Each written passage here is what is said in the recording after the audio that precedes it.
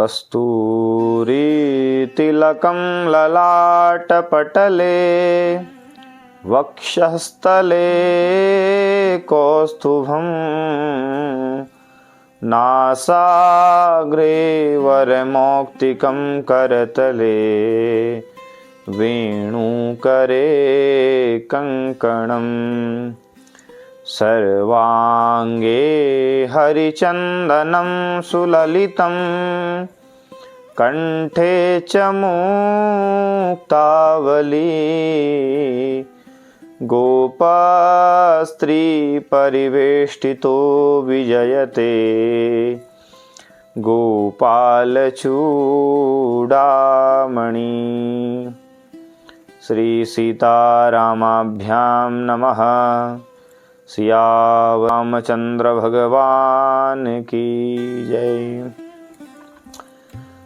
पुनः आप सभी भगवत भक्तों का कथा कुंज परिवार में हार्दिक स्वागत एवं अभिनंदन। आज जिस विषय को लेकर के हम यहाँ पर प्रस्तुत हुए हैं वह विषय है अक्षय तृतीया को लेकर के, कि अक्षय तृतीया क्यों मनाना चाहिए, क्यों मनाया जाता है, और इस दिन जो भी हम जब तब दान आदि जो भी कार्य करते हैं उन कार्यों को करने से किस चीज़ की प्राप्ति होती है।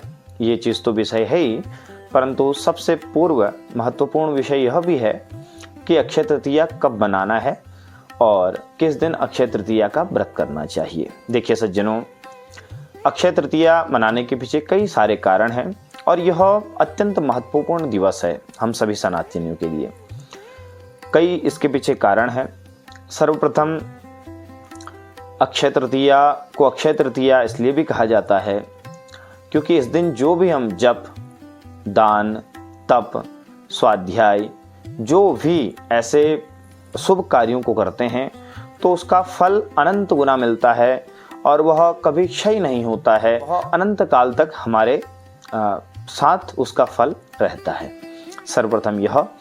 और दूसरा, अक्षय तृतीया के दिवस और भी महत्वपूर्ण ऐसे महापुरुषों का, भगवान के स्वरूपों का उस दिन प्राकट्य हुआ है। प्रथम इसे परशुराम जयंती के रूप में भी मनाया जाता है। इस दिन भगवान परशुराम का, जो भगवान के 24 अवतारों में से और भगवान के 10 अवतार में से भी प्रमुख अवतारों में भगवान परशुराम हुए हैं, उनका भी प्राकट्य दिवस आज ही के दिवस है। तीसरा, इसी दिन अक्षय तृतीया से ही त्रेता युग का भी प्रारंभ माना जाता है, इसलिए यह अक्षय तृतीया अत्यंत पवित्र दिवस है, अत्यंत पवित्र तिथि है। इसलिए आज कौन से कार्य करना चाहिए, कौन से नहीं करना चाहिए, इस विषय को लेकर के हम बहुत अच्छे से जानने का प्रयास करेंगे। देखिए, सबसे पहले तो हम यह जानते हैं कि अक्षय तृतीया कब मनाई जाती है। हमारे जो भी त्योहार होते हैं, व्रत आदि होते हैं, वह हमारे जो हिंदू पंचांग है उसके अनुसार होते हैं। तो अक्षय तृतीया जो मनाई जाती है और तिथि वैशाख शुक्ल तृतीया को अक्षय तृतीया मनाई जाती है। इसी दिन से भगवान बद्री केदार के भी कपाट खोले जाते हैं। इसी दिन से वहाँ पर ग्रीष्मकालीन भगवान के दर्शन और भगवान की आराधना वहाँ पर प्रारंभ होती है। और जैसे कि पूर्व में बताया गया था, इस दिन हम जो भी जप, दान, होम, यज्ञ आदि इन कार्यों को करते हैं, इन शुभ कार्यों को करते हैं, तो इसका हमें अनंत गुना फल मिलता है। इसलिए इस दिन जो कभी ना करता हो, कम से कम इस दिन तो वह इन कार्यों को अवश्य करें। दान धर्म प्रातः नदी के तट पर जो लोग जहाँ पर रहते हैं, प्रयाग क्षेत्र में रहने वाले त्रिवेणी के संगम पर, अयोध्या जी में रहने वाले भगवती माँ सरयू के तट पर, और वृंदावन श्री धामादि में रहने वाले जमुना के तट पर जाकर के सर्वप्रथम स्नान करें। स्नान करने के बाद वहाँ पर अपने नित्य क्रिया को करना चाहिए। नित्य कर्म को करने के बाद दान धर्म आदि जितना हो सके उतना हमें करना चाहिए। और जो अक्षय तृतीया है यह युगादि तिथि है। युगादि तिथियों का अनुष्ठान यदि कृष्ण पक्ष में युगादि तिथि पड़ती है तो उसका अनुष्ठान अपराह्न काल में करना चाहिए, और जो युगादि तिथि शुक्ल पक्ष में पड़ती हैं तो उनका अनुष्ठान पूर्वाह्न में करना चाहिए। यह शास्त्र का स्पष्ट निर्देश इस विषय में है। इस नियम के अनुसार जो हमारी अक्षय तृतीया जो तिथि है वह शुक्ल पक्ष की तृतीया है, तो हमारी जो तृतीया व्यापिनी होनी चाहिए वह पूर्वाह्न में व्यापिनी होनी चाहिए। तो इस नियम के अनुसार अक्षय तृतीया यदि पूर्वाह्न में व्यापिनी है तो उस दिन हमें इस अक्षय तृतीया का व्रत करना चाहिए, अनुष्ठान आदि को करना चाहिए। और दूसरा निर्देश यह भी है कि यदि तिथि, मान लीजिए तृतीया तिथि हमारी 2 दिन पड़ती है, तो उसमें नियम स्पष्ट है कि दूसरे दिन जो तृतीया पड़ रही है, पूर्वाह्न तक जो रहेगी, उस दिन हमें इस युगादि तिथि का अनुष्ठान करना चाहिए। तो अब हम यह जानने का प्रयास करते हैं कि इस वर्ष जो अक्षय तृतीया का अनुष्ठान व्रत होगा वह किस दिन होगा। तो इस वर्ष जो अक्षय तृतीया का शुभ पर्व है वह 19 तारीख को मनाया जाएगा। पंचांग के अनुसार मैं आपको बताता हूं कि यह तिथि कब से पड़ रही है, कब तक रहेगी। देखिए, पंचांग के अनुसार जो अक्षय तृतीया तिथि है वह 19 अप्रैल सन 2026 को, जिस दिन की रविवार हो रहा है, उस दिन यह तिथि प्रातः 10:49 पर तृतीया तिथि प्रारंभ हो रही है और अगले दिन 20 अप्रैल को, यानी कि 20 अप्रैल को यह 7:28 तक तिथि रह रही है, अक्षय तृतीया तिथि। तो इस कारण से क्या हुआ कि अक्षय तृतीया तिथि जो है वह 20 अप्रैल को भी है, परंतु उस दिन उसका मान बहुत कम है। तो इस कारण से क्या होगा कि तो अक्षय तृतीया जो शास्त्र सम्मत रहेगा वह 19 अप्रैल को ही रहेगा। तो हमने यह जाना कि अक्षय तृतीया का यह पर्व कब मनाना है, कब इसका अनुष्ठान करना है। आइए अब कुछ शास्त्र की ओर दृष्टि डाल करके हम यह जानने का प्रयास करते हैं कि अक्षय तृतीया जो पर्व है यह इतना महत्वपूर्ण क्यों है, इस विषय में शास्त्र क्या कहते हैं, हम उसे जानने का प्रयास करते हैं। इस तिथि को इतना महत्वपूर्ण क्यों माना गया है। देखिए, पहले भी हम इस विषय में जान चुके हैं कि इस दिन से त्रेता युग का भी प्रारंभ हुआ। इसी दिन भगवान परशुराम का भी प्राकट्य इस धराधाम में हुआ। इस दिन केवल भगवान परशुराम का ही अवतार नहीं हुआ, अपितु भगवान नरनारायण का अवतार भी हुआ और इसी दिवस को भगवान हयग्रीव का भी अवतार हुआ, जिन्होंने वेदों की रक्षा की है। तो तीन भगवान के स्वरूपों का, तीन भगवान के दिव्य स्वरूप का प्राकट्य इस दिवस हुआ है। तो सोचिए यह कितना प्रधान, कितना पवित्र यह दिवस है।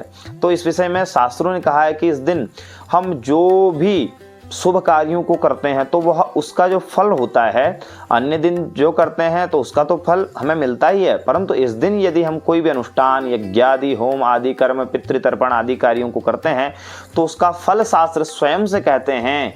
ये हमारी आपकी वाणी नहीं है, शास्त्रों की वाणी है कि इस दिन किया गया यज्ञादि अनुष्ठान उसका अनंत गुना फल मिलता है, वह हमेशा के लिए अक्षय हो जाता है और वह कभी हमें पतित नहीं होने देता, कभी हमें गिरने नहीं देता है, ऐसा उसका फल मिलता है। यहाँ पर शास्त्र एक चीज और कहता है, गौरी विनायकोपेता। जो गौरी के पुत्र भगवान विनायक हैं उनकी जो तिथि है वह चतुर्थी है। यदि कहते हैं तृतीया के साथ यदि चतुर्थी का भी संयोग हो तो यह तो अत्यंत ही शुभ होता है और इसका फल तो इसका क्या ही कहना। शास्त्र कहता है कि यदि तृतीया चतुर्थी युक्त हो तो वह अत्यंत शुभदायक होता है। तो कहते हैं कि इस दिन क्या करना चाहिए, तो शास्त्र देखो कितनी अच्छी बात कह रहा है। कह रहा है इस दिन क्या करना चाहिए। सबसे पहले तो हमें स्नान आदि करना चाहिए। स्नान के बाद हमें अपने नित्य कर्मों को करना चाहिए बड़े विधि विधान से, और यदि कुछ नया करने की इच्छा हो तो इस दिन कहते हैं क्या करना चाहिए, कहते हैं व्रत तो करिए ही, उत्सव तो मनाइए ही। 3 भगवान के स्वरूपों का उत्सव भी हमें मनाना है तो उन्हें भी भली भांति बड़े विधि विधान से बड़ी प्रसन्नता पूर्वक मनाना चाहिए। और शास्त्र फिर क्या कहता है इसके साथ साथ और क्या करना चाहिए, कहता है हमें नूतन वस्त्र यदि बनाने हो तो उन्हें बना सकते हैं और बनाने के बाद उन्हें नूतन वस्त्र को धारण कर सकते हैं। और जिन्हें आभूषण आदि बनाने हैं, स्वर्ण आदि के आभूषण आदि बनाने हैं तो उन्हें भी बनाना चाहिए और उन्हें भी भगवान को समर्पित करने के बाद धारण करना चाहिए। और नए शस्त्र आदि बनाने हैं तो उनको भी इस दिन धारण कर सकते हैं। यह शास्त्र का स्पष्ट निर्देश है।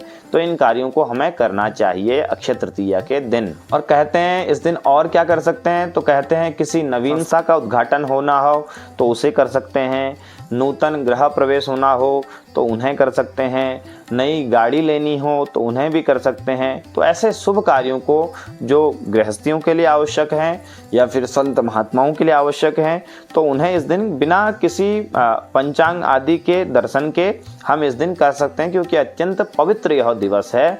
तो इस दिन हम इन कार्यों को कर सकते हैं। पहले हमने यह जाना कि तृतीया तिथि यदि चतुर्थी युक्त हो तो वह अत्यंत शुभदायक होती है, परंतु और भी यहाँ पर एक विशेष मुहूर्त दिया गया है। यदि तृतीया तिथि हो, सोमवार का दिवस हो और रोहिणी नक्षत्र हो, यदि ऐसा कभी पड़ जाए संयोग तो यह इसका तो क्या ही कहना है। और अगर ऐसा संयोग बन जाता है तो फिर तो हमें अन्य कार्यों को छोड़ करके इस दिन अपने कल्याणार्थ कुछ ऐसे शुभ कार्यों को करना चाहिए जिससे हमारे द्वारा किए गए पापादि कर्म कम हो जाएं। और ये जो व्रतादि अनुष्ठान है इसके द्वारा जो हम करेंगे उस दिन, तो वह अत्यंत अक्षय हो जाएगा। तो इससे क्या होगा कि हम पापादि योनियों में जाने से बचेंगे और भगवान हमें मोक्षादि प्राप्त करवा देंगे। तो इस दिन हमें व्रतादि अनुष्ठानों को अवश्य ही करना चाहिए। देखिए, महाभारत का एक वचन है, यहाँ पर मैं उसे प्रस्तुत कर रहा हूँ। महाभारत में अक्षय तृतीया के विषय में क्या लिखा गया है उसे हम श्रवण करते हैं। कहते हैं कि स्नात्वा हुत्वा च दत्वा च जप्त्वा अनंत फलम लभेत। तात्पर्य क्या हुआ? स्नान करने के पश्चात यदि हवन आदि कर्म करते हैं, दान देते हैं, जप करते हैं तो अनंत फलम लभे, तो उसका अनंत गुना फल मिलता है। दूसरे श्लोक के माध्यम से भी यहाँ पर अक्षय तृतीया के महात्म्य के विषय में बताया गया है, उसका भी हम श्रवण करते हैं। तो कहते हैं कि यत् किंचित दीयते दानम स्वल्पम वा यदि वा बहु तत्सर्वमक्षयम यस्मात् तेनेयम अक्षया स्मृता। यत् कहते हैं कि यत् किंचित दीयते दानम, यदि कोई इस दिन अक्षय तृतीया के दिन दान देता है, स्वल्पम वा यदि वा बहु, थोड़ा जितना उसका सामर्थ्य हो यथाशक्ति। यदि कोई गरीब है, यदि वह अपने सामर्थ्य अनुसार थोड़ा भी दान देता है, यदि कोई अत्यंत अमीर है, यदि वह अपने अनुसार बहुत भी दान देता है, तो तत्सर्वम अक्षयम यस्मात्, तो वह जो भी दान दिया गया उस गरीब के द्वारा, उस अमीर के द्वारा, यथाशक्ति जिसके द्वारा जितना दान दिया गया है, तो वह क्या? अक्षयम यस्मात् तेनेयम अक्षया स्मृति, तो वह क्या हो जाती है? उसका वो दान धर्म जो है वह अक्षय हो जाता है। तो हमने यह अक्षय तृतीया के विषय में, इसके महात्म्य के विषय में जाना है कि इसको करने से क्या होता है। अब हम यह जानते हैं कि जिन सनातनियों को, जिन भक्तों को यह पता नहीं है कि भगवान का पूजन कैसे करना चाहिए। भगवान का विग्रह जिनके घर पर है वह तो अच्छा है, यदि जिनके घर पर नहीं भी हैं तो भगवान राम का कोई विग्रह हो, भगवान शालिग्राम का विग्रह हो या भगवान श्री कृष्ण का ही विग्रह, उनका विधिवत पूजन करना चाहिए। यथाशक्ति पंचोपचार पूजन करना चाहिए, यथाशक्ति दशोपचार पूजन करना चाहिए, यथाशक्ति षोडशोपचार राजोपचार पूजन, जिसका जैसा सामर्थ्य हो उसे विधिवत करना चाहिए। क्योंकि ऐसे पर्व, ऐसे दिवस नित्य नहीं आते हैं, और ऐसे दिवस जब आते हैं हमारे समक्ष तो हमें अपने कल्याणार्थ ऐसे साधनों को अवश्य ही करना चाहिए। और जितना हो शास्त्रों का अध्ययन करना चाहिए इस दिवस। यह इस दिवस के विषय में बताया गया है। जिनका सामर्थ्य है वह अपने घर पर ब्राह्मणों को बुला करके ब्राह्मण भोजन भी करवा सकते हैं, उसका भी अत्यंत लाभ मिलता है। उसका भी अत्यंत वर्णन शास्त्रों में किया गया है कि ब्राह्मण भोज के विषय में बताया गया है कि ब्राह्मण भोज भी यदि कराते हैं इस दिन तो उसका भी अनंत गुना फल हमको प्राप्त होता है। और भगवान परशुराम जी के जयंती के विषय में बताया गया है कि उनका जन्म जो हुआ था वह प्रदोष काल में हुआ था। प्रदोष काल नित्य लगभग सायंकाल में ही होता है। तो भगवान परशुराम का जो लोग पूजन करना चाहते हैं तो भगवान परशुराम का पूजन रात्रि में ही, उस प्रदोष काल में ही करना चाहिए। और प्रदोष काल कहते हैं यदि 2 दिन पड़ जाए तो जो बाद वाली प्रदोष काल पड़ रही है तृतीया में, तो उसमें भगवान परशुराम का पूजन, अभिषेक आदि करना चाहिए। और इसी दिन भगवती माँ गौरी जी का भी पूजन किया जाता है। तो सज्जनों, आज हमने यह अक्षय तृतीया के विषय में जाना कि अक्षय तृतीया को करने से क्या लाभ होता है, क्यों अक्षय तृतीया इतनी पवित्र तिथि है, और हमने यह जानने का प्रयास किया। आशा करता हूं कि आप सभी लोग इससे भली भांति लाभान्वित हुए होंगे। वीडियो यहीं पे समाप्त करते हैं और पुनः आप सभी लोग उसे भेंट होगी एक नए विषय के साथ। तब तक के लिए आप सभी लोगों को जय सिया राम।